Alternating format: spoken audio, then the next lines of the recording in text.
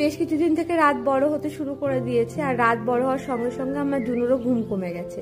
ঘুম কমে গেছে বলতে সলিডও ঘুমিয়ে নেয়, ভোরবেলায় ঘুম থেকে উঠে পড়ছে। আর ভোরবেলায় ঘুম থেকে ওঠার জন্য আমার ঘুমে 12টা বাজছে। আমি তো একটু দেরি করে ঘুমোই, মানে মোবাইল ঘাঁটতে ঘাঁটতে একটু দেরি হয়ে যায়, তাই একটু ঘুমের ডিস্টার্ব হচ্ছে আর কি। তবে একদিক দিয়ে ভালোই হচ্ছে, এই শীতকালীন যে সবজিগুলো লাগাবো তার জন্য জায়গাটা বেশ ঠিকঠাক করে নেওয়া হচ্ছে। আর সকালবেলায় উঠলে এক্সট্রা কাজগুলো করা যায়।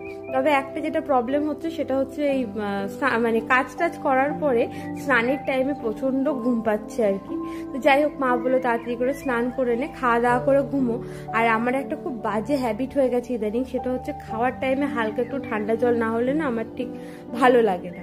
আর একটা ইনফরমেশনও তোমাদেরকে দিয়ে, আমাদের এখানে আজ থেকে রাস শুরু হচ্ছে।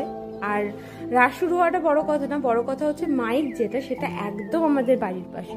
তো বুঝতেই পারছো, তো দেখা যাক কি হয়। তো চলো, দেখা হবে নেক্সট মিনি ব্লগে। বাই।